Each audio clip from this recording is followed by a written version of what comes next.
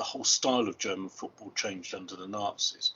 So before the Nazis, German football had the style of it that we're familiar now, of it being very kind of functional and very, very well organised. Before the Nazis took over, German football was regarded as being much more the beautiful game.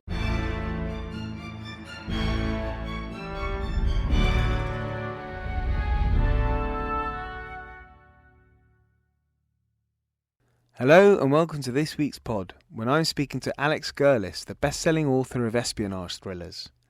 We chat spying and football during the Second World War, how important it is to be true to the period, and we also discuss John le Carré, the great spy writer, and Frank Foley, the man who saved thousands of Jews from almost certain death.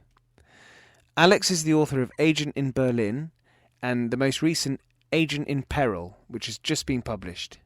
Links are in the show notes. We also discuss Klaus Barbie, the Nazi murderer based in France, and French resistance fighters. So there's plenty of great stuff in this week's pod. We're going from strength to strength, and this is down to you, dear listeners. So I'd be so happy if you could mention this pod to your friends and family, and if you could bear to give me a review or subscribe, I'd be so pleased. If you'd like to get hold of me, I would love it. You can get me on the Twitter, @OllieWCQ, or email history@aspectsofhistory.com. All links we discuss will be in the show notes, and I'll hand you over to me and Alex.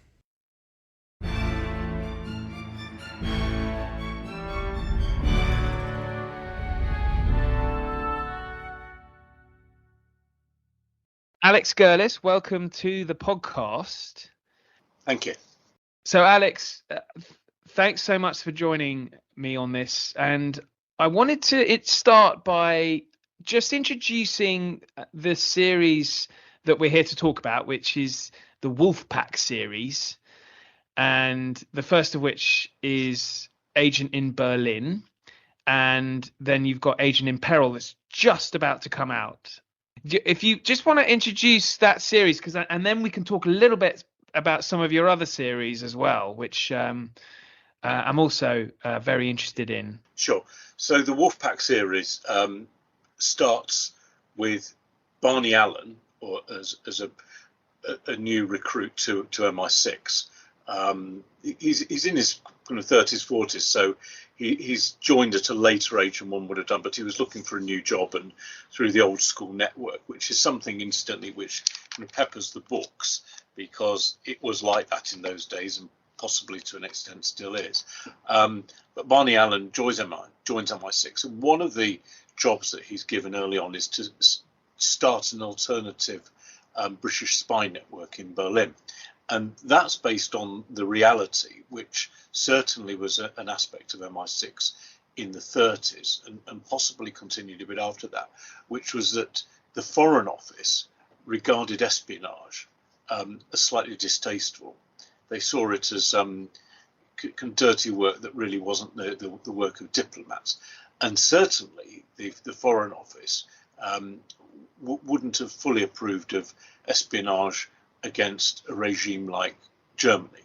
They would have approved of espionage against communists, which they saw as the big threat. But the British embassy in Berlin regarded the Germans as, you've got to behave decently to them and they'll behave decently to us. And one of the people that features in Agent of Berlin is Frank Foley, who is a real character because, a real character in more ways than one. But Foley was the MI6 station head in Berlin, but the Foreign Office wouldn't let him have diplomatic status. And he was based in the passport office away from the embassy. The embassy was off onto the Linden behind the Adlon Hotel, whereas the passport office was just off the Tiergarten. And he had a full-time job. Running the passport control office was a full-time job, as well as also being head of MI6 station. So there was this disdain which the Foreign Office had towards espionage. So the idea is that Barney Allen has to set up a new spy ring, which he does. And there are a number of people that he manages to recruit, but two of them who appear in all three books. So Agent in Berlin, Agents in Peril, and the one that I'm currently writing, which is going to be called Agent in the Shadows, are Sophia and Jack. So shall I tell you a little bit about Sophia and Jack? Or am I just before you do, actually, it's interesting you talk about it being the old boy network and the way MI6, it's almost the network that Barney is setting up. It's almost sort of a network within a network, because you have the passport office under Frank Foley, but then this new network is created as well. And Espionage was it was a relatively new, certainly sort of office, wasn't it? I mean, World War One was when we saw the Secret Intelligence Service, MI6, sort of start in earnest, really. So it's a relatively new discipline, isn't it? Yeah, and it wasn't just a new discipline, but the historians of espionage would kind of go back hundreds of years and talk about how espionage existed, although that would have been primarily military espionage. So espionage in itself is not brand new, but it becoming an institution and an organisation, it was relatively new. And I think that what MI5 and MI6 struggled with, and also Special Branch, who've always been very much in that area as well, was the fact that a lot of people just disapproved of it. It wasn't just, as I've talked about, that the Foreign Office were disdainful of the whole thing, but people weren't convinced about it, and so it wasn't seen. It didn't have the same degree of importance and prominence that perhaps it should have done. And of course, the MI5 and MI6 were sections of the War Office originally. So 5 and 6 it was military intelligence. So within the War Office, there was a military intelligence section, which had about, at various times, up to about 16 different branches. So there was MI1, MI2, MI5, MI6, etc. MI9 famously was the section which dealt with prisoners of war, both British prisoners in Nazi Europe and also German prisoners over here, and quite a lot of these sections became obsolete. So MI5 and MI6 are the remnants of it, but essentially it was part of the War Office, and that's kind of one of the issues that they dealt with. So your characters, then, you were just about to explain the two agents that Barney's running in Berlin or in Germany. Jack's more all over Germany, isn't he? Yeah, they're quite slow burners, and he's quite intuitive, Barney, even though he's a relative newcomer to the world of MI6. He's actually quite good at it. And I remember talking to someone quite senior in one of the intelligence agencies who was telling me that. Oh, how did that happen, Alex? How did you? Well, it was someone that I know. Right. So and I do have someone who's the father of a friend who absolutely won't believe me when I say, he said, I know that you've been worked in British intelligence. And I said, well, I haven't really. And he said, well, that just proves it. So I kind of think, well, that's fine, really. But no, this is actually someone that I know. And he was saying that one of the things that they look for when they're recruiting agents that MI6 is interested in is someone that's very intuitive by nature, someone that can sum people up and that can work them out and show some degree of initiative. And although Barney is rather thrown in, he's actually been a steward for the jockey club, but he's not keeping the family, and he just doesn't want to carry on doing that. But he's quite good at being spotting people, and he goes over to Berlin with cover from the British Embassy in 1936 for the Berlin Olympics, and so that's a little bit of a backdrop to Agent in Berlin. And while he's there, he meets a senior SS officer who's a lawyer, apparently rather urbane, etc., etc.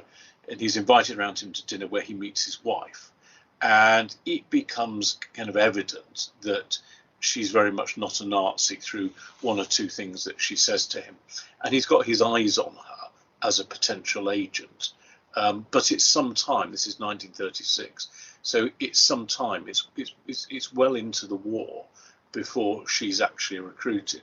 So her name is Sophia von Naundorf, and she does appear about halfway in the middle of Book 1, Agents in Berlin. She becomes a fully fledged British agent and a remarkably successful.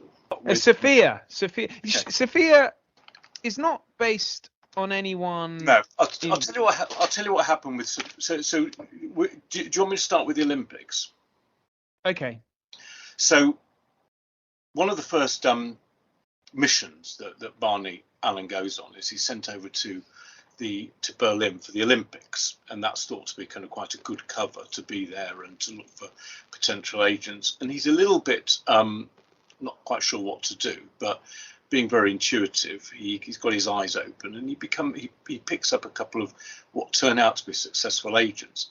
And in one of my previous books, in the Prince series, I was actually writing a scene where a British agent, he's Danish, but he's working as a British agent, checks into the Excelsior Hotel in Berlin, because the Excelsior was a very big hotel, and by an Halterplatz, and most novels about Berlin feature the Adlon Hotel, which is like the most famous hotel in Berlin and still is the most famous hotel in Berlin. But the Excelsior was very big. It was destroyed by Allied bombing in the Second World War, so it's referred to less. Anyway, this guy checks into the Excelsior Hotel, and I just felt when I went back over the scene that it was missing something. So I just wrote in this woman who was kind of looking at him and observing him, and he notices her the next day, and she became quite an interesting character. He notices her because she's always wearing a kind of different type of hat, and she actually becomes a British agent who's there to keep an eye on him and rescues him. So I thought she would be a good character, so I made her the main character. So her backstory, which is how Barney Allen meets her, is she's the wife of a senior SS officer. He's invited round there to their apartment for dinner, and through some things that she says to him afterwards in private, he clocks that she's an anti-Nazi. But it's some time, he puts a number of feelers out, but it's some time before she's actually recruited, about halfway through Agents in Berlin. So that's Sophia von Naundorf. The other character who he also meets when he's over in Berlin for the Olympics is a young American sports reporter called Jack Miller. And Jack has been sent out to cover the Olympics. And he rather falls in love with Berlin and with Germany, even though he's appalled by what he's seeing. He sees this as a really good story. And he starts covering sport quite a lot, because there's quite a lot of it's something that he finds he can do. And Barney, really, one of the things that Barney notices in a hotel is he's got into a big argument with a maitre d', because Jack has recruited a guy who was a Jewish lawyer as his fixer, and they refuse to allow him into the hotel. He gets into a big argument, and as a consequence, Barney has his eyes on him, and he ends up recruiting him. Although at first, of course, Jack Miller doesn't realise he's been recruited as a British agent. It's kind of rather late in the day, but he's very good at it once he starts.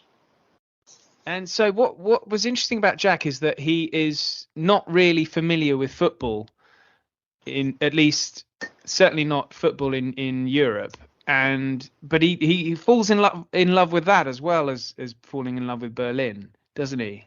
Yeah, I mean football, or soccer as the Americans would call it, was not insignificant. It was not unknown in the States in the 30s, and he's from Philadelphia, where there was a bit of it around.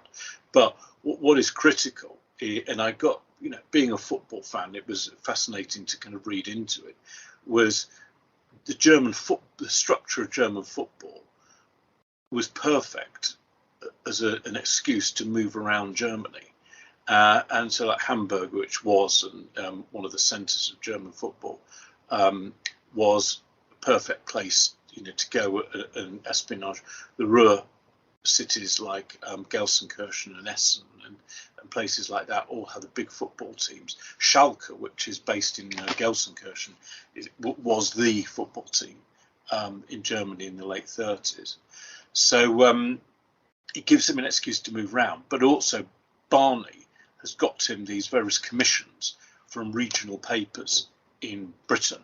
So he's got him these freelance commissions to report on football. So he's got the excuse to go round and do that. And it just opened itself up very well. And the whole subject of German football, which I'm happy to talk about if you wanted me to for a minute, it was very much absolutely, yeah. Well, I think one of the what I was interested in reading, that, sorry to interrupt, is just even after the war started, they carried on playing football. Is that correct? Yeah. Whereas that wasn't the case in Britain, was it?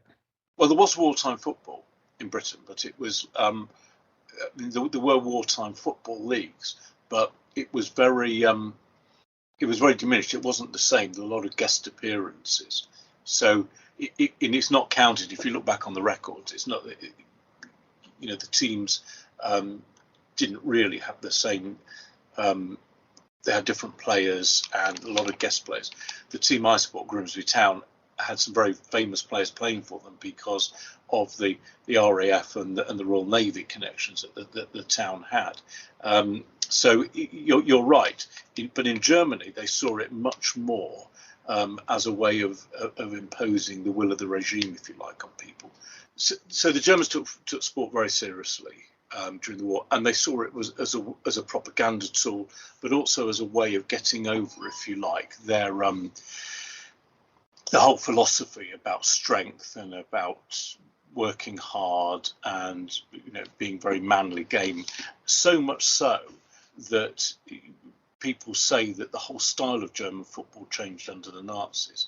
So before the Nazis, German football had the style of it that we're familiar now, of it being very kind of functional and very, very well organised. Before the Nazis took over, German football was regarded as being, what's the right word for it? Much more the beautiful game. So when you think about how more like Brazil. Exactly, how the Brazilians play, very free-flowing, kind of playing with attacking players, whereas it became much more defensive. And there was a famous game which is actually covered in Agents in Berlin, but there was a famous game when they played, and I think it was in Bern. I've got to, I should have had the details in front of me, but they played Switzerland away and they lost 2-1. And Goebbels was furious, and they basically said, if you lose your neck, well, one of the things Goebbels said is we mustn't play any games that we're going to lose. And I think it was explained to him that wasn't always possible. But they said, if we get another performance like that, all the players will be sent to fight on the Eastern Front. So that was the case, and there were games being played in the German league until very late in the war. I mean, even there were competitive games being played like in March and April 45, which is hard to believe, but apparently it's true. That is mind-boggling, actually. Yeah. Wow. Imagine if Goebbels had been a Grimsby fan or a Southampton fan, like I support. We'd better edit that one out. The Munich team of the 1930s and 40s, the Bayern Munich team, was not one that was particularly popular with the Nazis, was it?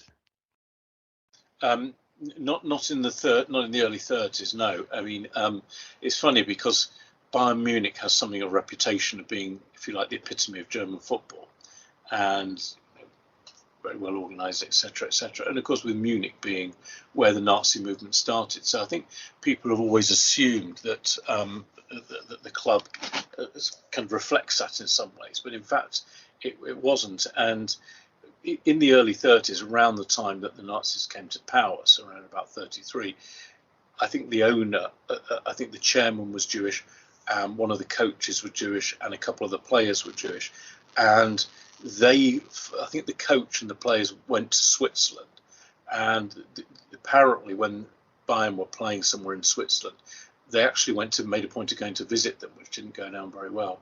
The team that had the more right-wing reputation in Munich was apparently 1860 Munich, which is still in existence. I don't think it's in the Bundesliga. So yeah, it just goes to show that it goes a lot through politics. It's just German football. Yeah, I suppose. Yeah, the Aryan ideal of a healthy nation is well epitomized by the football team. So another interesting character that I think is hugely important in espionage during the war and leading up to the war in particular in getting Jews out was Frank Foley, who's an incredible person. And it was he's sort of a figure in the novel, but doesn't play a huge part. But he played a huge part in the war, didn't he? Or just leading up to the war, didn't he? And during the war, actually. During the war, yeah. I mean, it's always a little bit of a dilemma that when you're dealing with a real person, of how much you have them as a character, as an active character in the novel. And so Foley, that I refer to Foley by. I suppose Foley is there and we talk about him without him kind of featuring in dialogue, etc. But it's interesting because the book that I'm writing at the moment, which is set in Lyon during the Second World War, which was an enormously significant city in terms of the resistance, and the Gestapo was run by Klaus Barbie, who was very notorious. So I do feature him as a character with dialogue, etc. But Foley, I kind of felt that I didn't really want to do that. But he did run the British Passport Control Office, which was the front for the MI6 station. But he used the British Passport Control Office for two things. One is as a place to recruit agents. So a lot of the Germans who were coming through it provided him with an enormous amount of intelligence. And also by going above and beyond what was kind of his job to give visas to Jews desperate to get out of the country. So the thing was, before the war started, it was perfectly possible for Jews to emigrate from Germany. I mean, it cost them a lot of money, and they could take very little with them. But one of the problems wasn't so much getting out, but you had to have somewhere to go to, and that was the problem. And Frank Foley issued something like 10,000 visas that enabled people to get out of Germany and come to this country. So once the war started, he had to leave, and then he went to Stockholm, I think, and worked there. So he was a British agent there, and then he ended up back in this country and retirement. And it was only after he died, which I think was in the early 60s, that it became that the story of what he was up to came out. And he was a remarkable man, and he just went out of his way to issue as many visas as he possibly could. So I didn't want to go too much into detail on the Agent in Peril plot, because that's the one that's it's just coming out at the moment. July the 2nd. Yeah.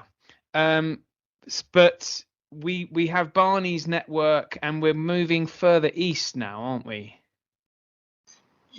Yeah, east and west. So in Agent in Peril, right, it starts in, and some of the focus is on Poland.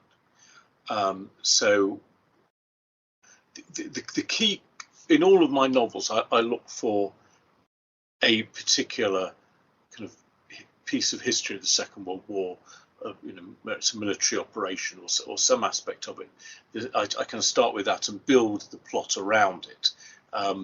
With kind of subplots and other strands that actually happen. So I was keen to involve Poland. So the main real event, if you like, of Agent in Peril is the Allied bombing of the Ruhr, which took place from March to July 1943. But I came up with this idea. One of the big issues about the Allied bombing campaign was that it was remarkably inaccurate.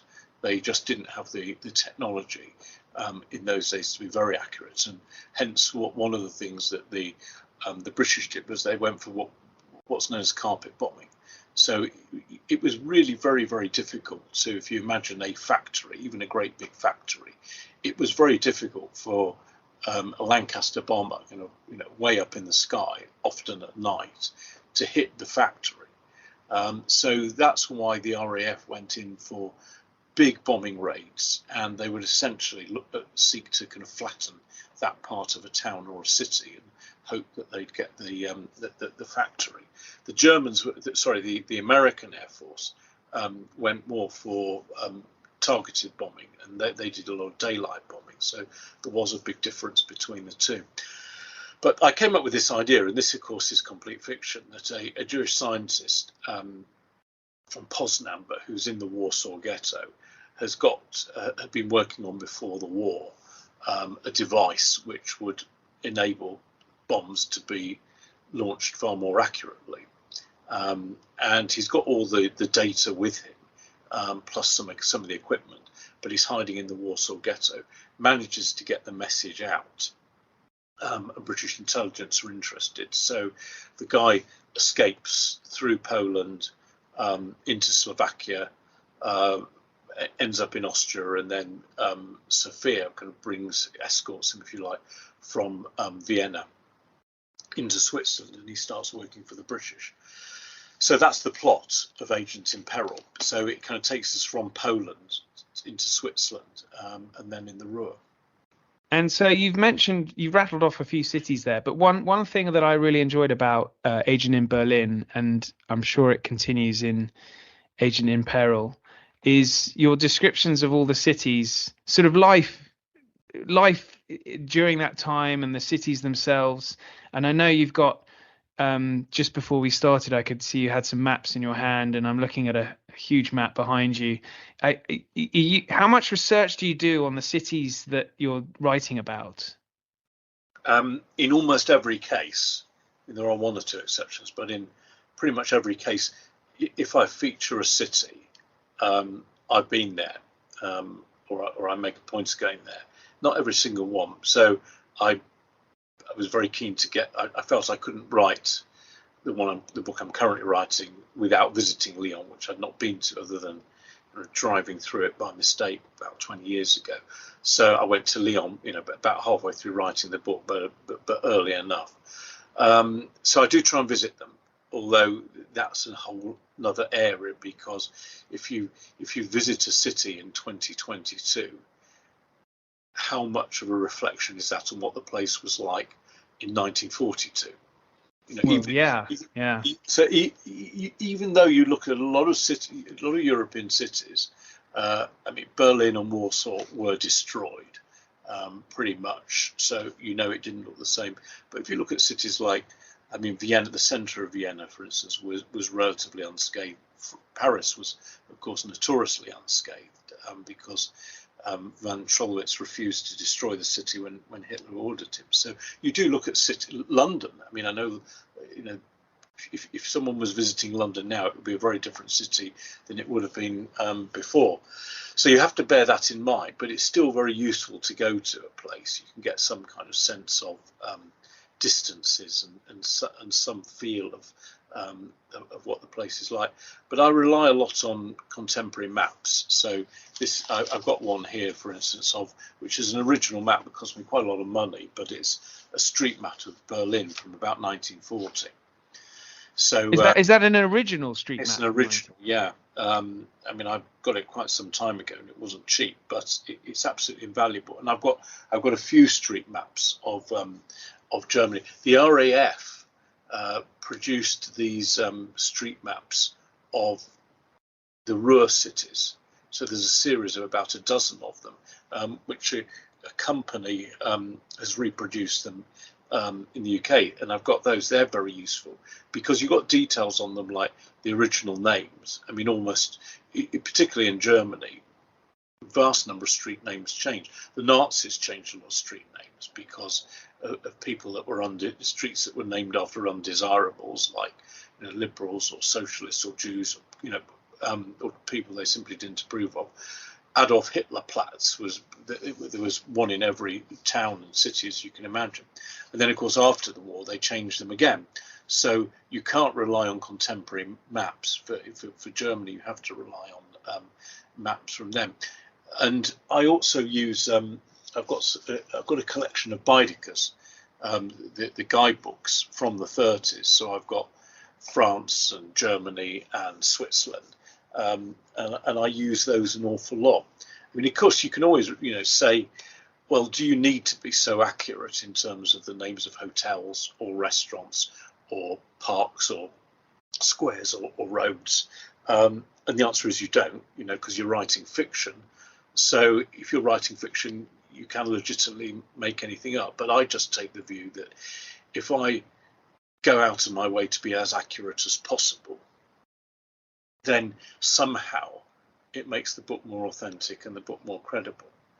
I look at myself as a bit of as an example. Is that if I'm reading a book on the war and it's fiction, and it's apparently authoritatively naming a street or a hotel, then I might well look at it, and Google it and think, actually, did that place really exist, or is that true? So for me, but it also gives the book a bit of a framework on which to build it. When I can look at a map and to an extent, it brings the city a bit to life, and you can see somewhere off there, and it just feels right. And I think you can write with more confidence. I think if you're making up names of places and names of locations, it's not always like that. Sometimes I find somewhere where I just have got very scant information on, but then I might talk more about a hotel near the station rather than a particular name of the hotel. I agree with you. Speaking as a reader, I love the fact that there are authentic names.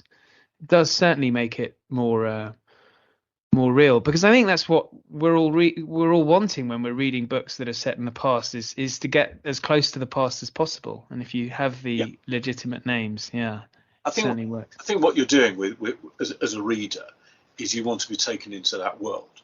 So when you're reading historical fiction, you want to be drawn into that period of history. And I think if you can feel that what you're reading is based on a degree of accuracy, I think it makes it all the easier. I'll give you an example of one thing that happened in my second novel, which is called The Swiss Spy. And I simply wanted to check.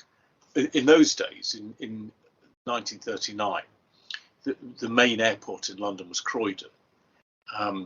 And I simply wanted to check whether Croydon Airport, when it stopped operating, was it August or September 1939. And I found something called the Croydon Airport Historical Society, and I sent the guy an email, and he replied very nicely.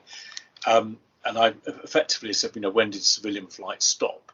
And he said to me, well, by the way, they didn't really stop. He said civilian flights continued throughout Europe throughout the Second World War. And he sent me a link.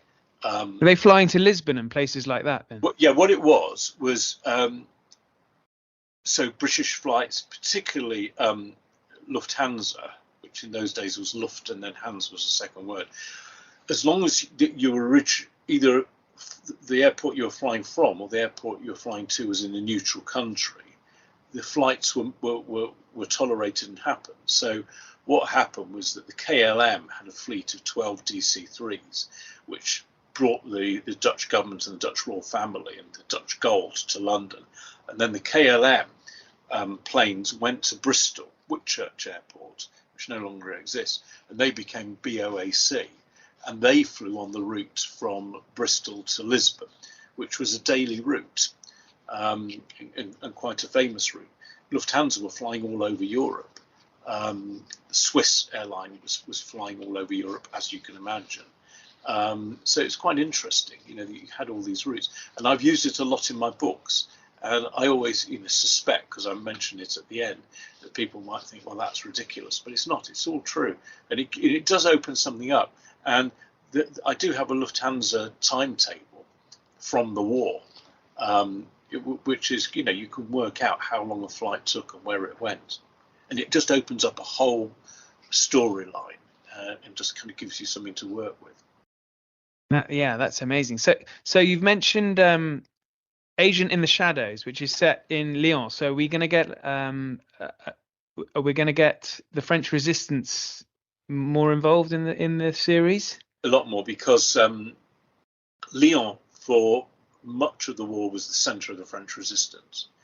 So the couple of reasons for this, but the main reason was that certainly up to kind of 43, Lyon was in the free zone, or so-called free zone, Vichy. So it was less. It was a slightly easier regime, if you like, than Paris. Lyon was also quite a liberal city, always had quite a liberal reputation. And a lot of people left Paris and went to Lyon. So a lot of journalists moved from Paris to Lyon. A lot of Jewish people moved from Paris into Lyon. And it was a perfect place for the resistance. So 3 or 4 of the big resistance organisations were based around Lyon. And it was also a centre of the printing industry. So printing leaflets and newspapers was also kind of quite easy. It wasn't terribly far from Switzerland, or it still isn't actually. So in that sense, Lyon was ideal for it. So it was quite well established. And it changed a little bit later on as it got into 44. Paris became more important and more prominent, but it was the place where, of course, in June 43, Jean Moulin was arrested.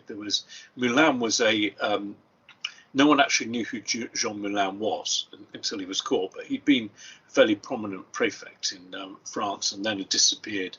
But de Gaulle brought him over to London and said to him, look, the resistance is a bit all over the place and there's lots of different organisations, and we need it sorted out into one organisation which I can control. So Moulin was sent back to France, and his code name was Max. So no one really knew who Max was. But he was quite successful in pulling the resistance together from a fairly disparate group of competing organisations into a fairly unified one. And he had all the leaders gathered at a house in the north of Lyon in June the 21st, 1943. It was a doctor's surgery, and they were all gathered there, and they were betrayed.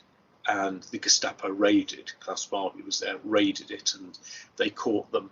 And he was broken under torture, and they realised that Jean Moulin was Max.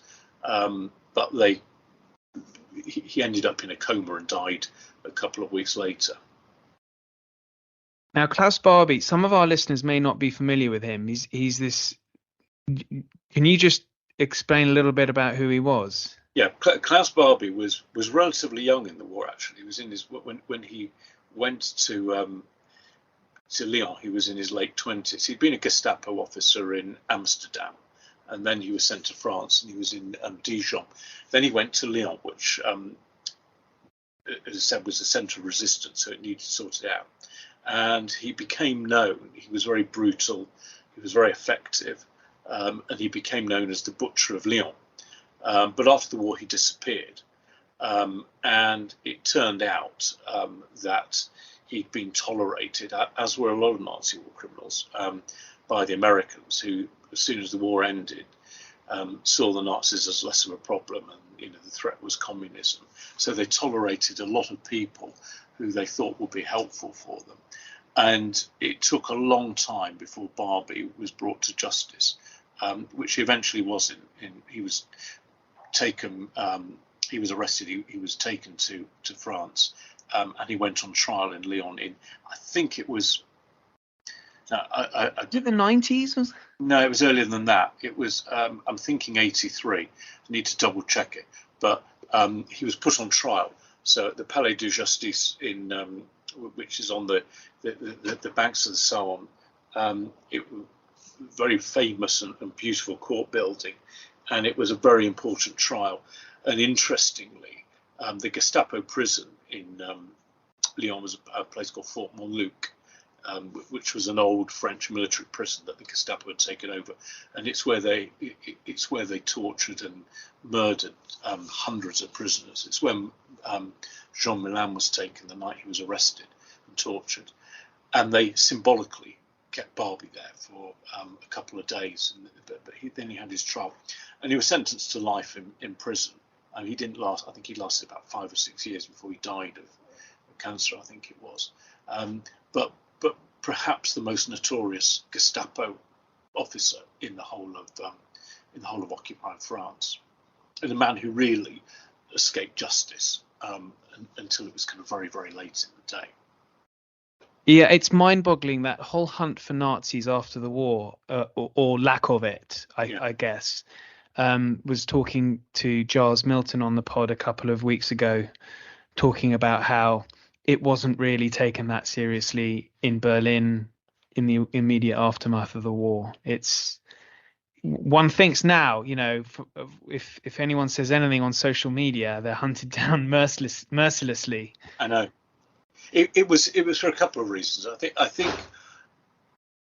I mean, obviously the big prominent Nazis were done for. Those who were arrested were put on trial. I think that there was a feeling that it was overwhelming, the number of people that there were, once you looked at middle ranking officers. So they had to be a lot more selective. And then, of course, there was the whole thing about, as West Germany came into existence and seeing the threat from East Germany, it all just became a little bit too much trouble. So I was doing some research on a chapter I was writing today, which is set in Lublin in July 1944. The city was liberated by the Red Army on the 23rd of July 1944, but the day before, they massacred 300 prisoners in Lublin Castle, which the Gestapo used as a prison. And the guy in charge of it, who was in charge of the SS in Lublin, got away with it, and was eventually arrested in 62 and didn't go on trial until 66, and then he was just released. And but by any measure, he was a war criminal, and a serious war criminal, not just someone who was obeying orders. He ran the SS in Lublin. He was there, and he ordered the massacre of 300 prisoners who were mostly kind of Polish resistance and some Russian POWs, and he murdered them. The Poles executed a lot. I mean, the Poles, of course, after for a year or two after the war, went after a lot of people and got them, and they didn't obviously have the same attitude. It's a fascinating part of the history of the Second World War. So I wanted to talk a little bit about some of your influences, Alex. Now I know you'd mentioned in an interview with us some time ago, you'd mentioned Alan First is a big influence on you. I'm not that familiar with him, so what is it about him, and who first of all, who is he? Well, First is an American journalist, and as I understand it, I haven't read a couple of interviews, he worked for Rolling Stone magazine and one or two other magazines, and I think when in the early days of the Soviet Union kind of opening up and then breaking up, he'd been over to Moscow and kind of got fascinated by the whole thing, and then his family had originally been from that part of the world and emigrated to the States. So I think he felt a strong connection. So he kind of moved to Paris for a while and kind of wrote there. And his books are all set in Europe, either in the 1930s leading up to and then during the Second World War. So his agents tend to be kind of French or American, a variety of people. And to me, it was just reading his books, it just felt that somehow there was an atmosphere that they evoke that I could identify with and was fascinated by, that you could be writing about the war and writing about what cities and towns were like, what life was like for real people, the emotions of it all, the people involved in it, that the goodies weren't necessarily all heroes, the baddies aren't necessarily all quite what they seem.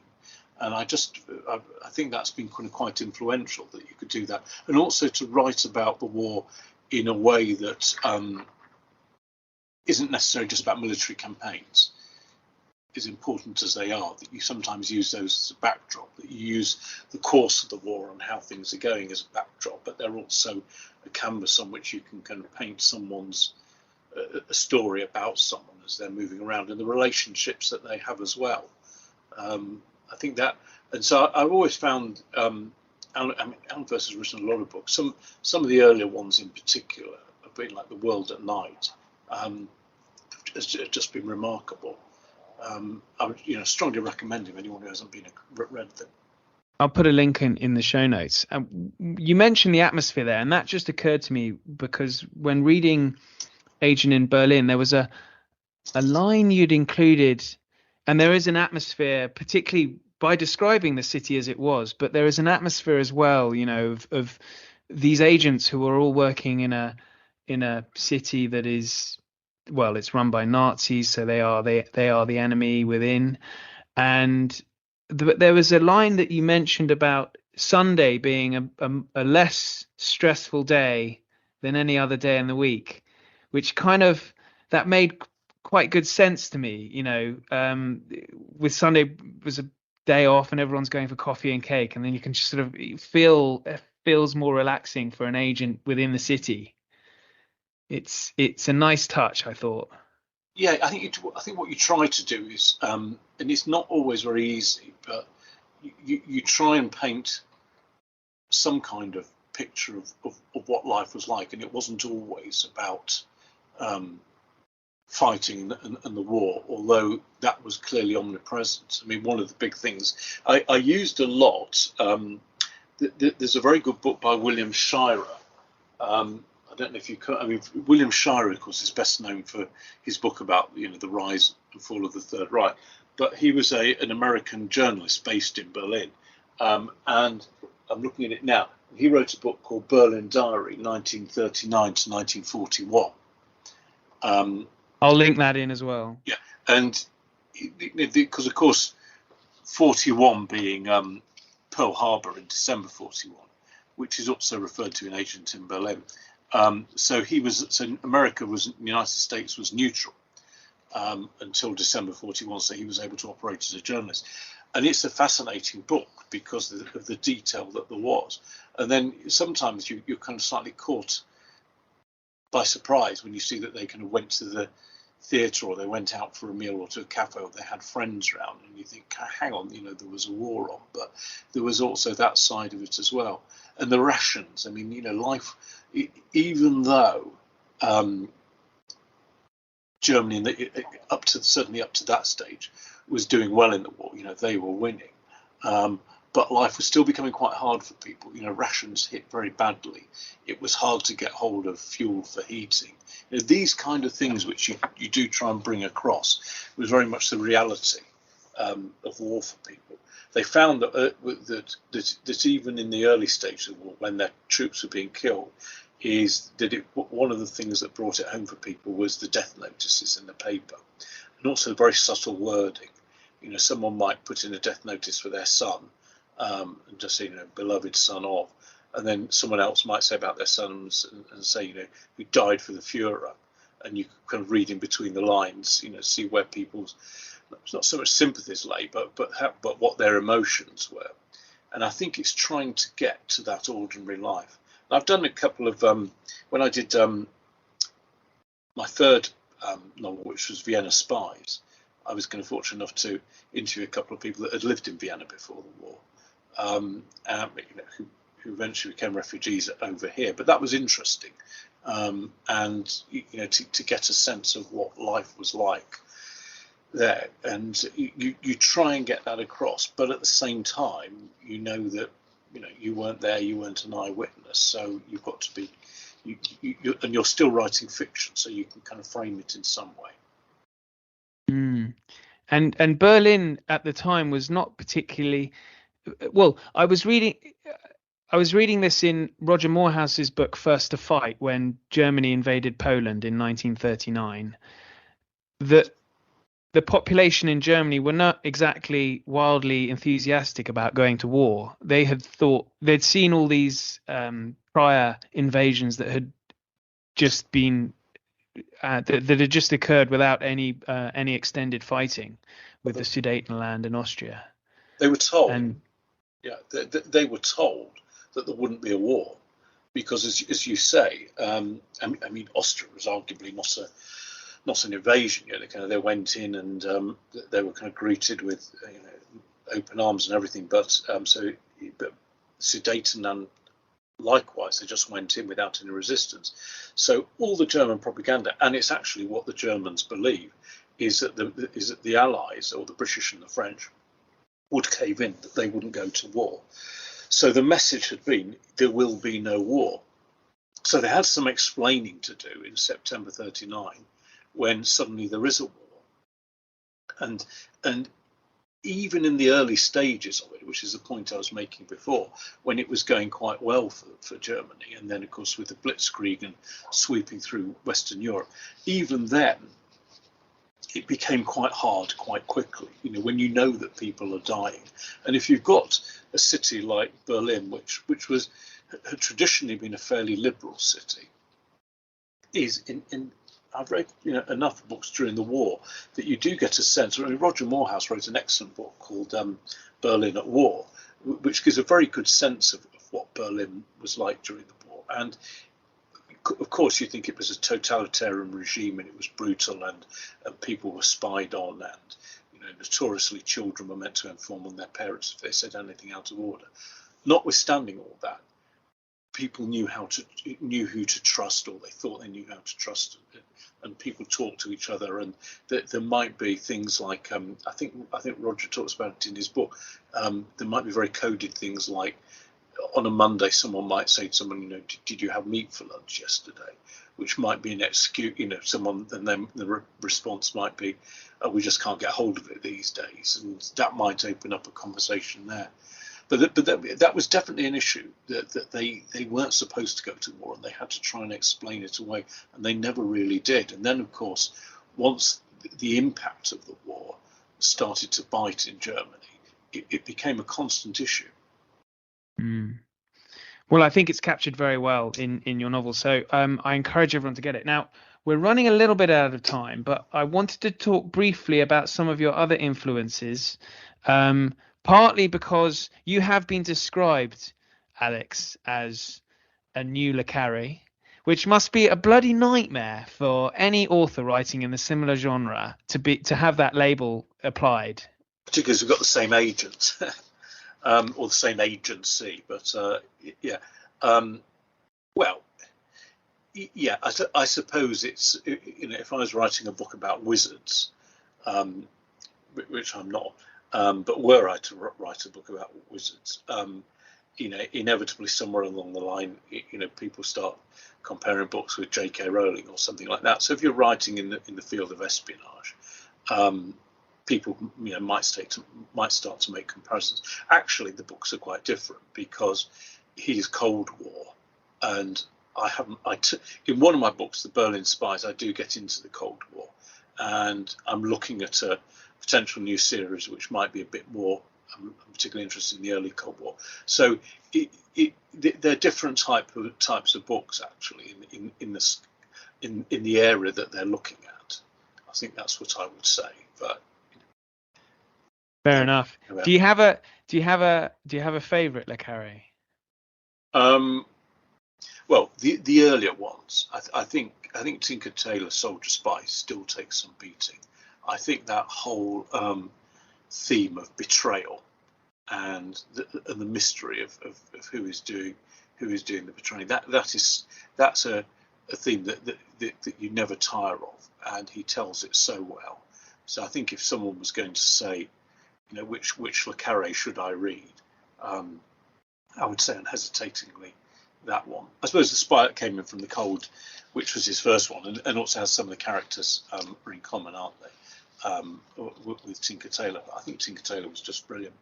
I think the less favourite ones were the ones where set about petroleum companies and drugs companies, and things like more that. Recent ones. Yeah, the more recent ones. But although he did go back to at the end, one of his last two did go back to that theme of the Cold War and betrayal. Yeah, they're very good. One thing that occurred to me whilst reading Agent in Berlin, particularly with Barney's it's almost like a splinter group within MI6, is Looking Glass War, whereas there's a splinter I don't know if you've read that one. Yeah. It's a splinter group that has almost been forgotten about, and that's one thing that did slightly occur to me when reading it. Well, I think we think of organisations like, I worked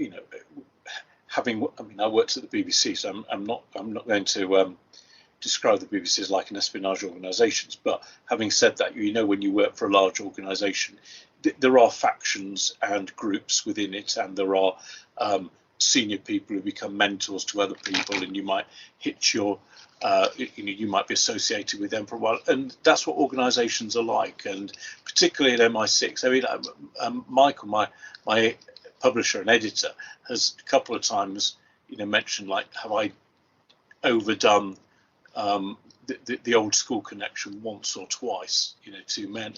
I mean, I never actually mentioned the school, but there are kind of one or two schools that I imagine were quite well represented within MI6 in those days.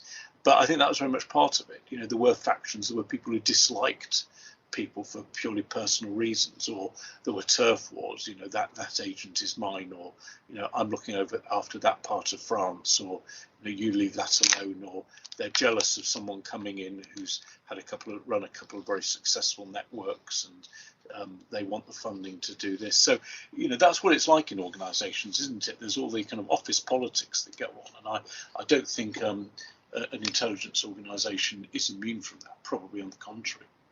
No, absolutely. I mean, having read, I guess the most recent one I've read is the Ben McIntyre A Spy Among Friends, when Kim Philby is describing, or I think it was Nicholas Elliott, who was his old friend. Both became very senior in MI6, and Nicholas Elliott was recruited in a bar at White's, the gentleman's club. So, yeah, I'm sure you're absolutely right to include all that old school type stuff.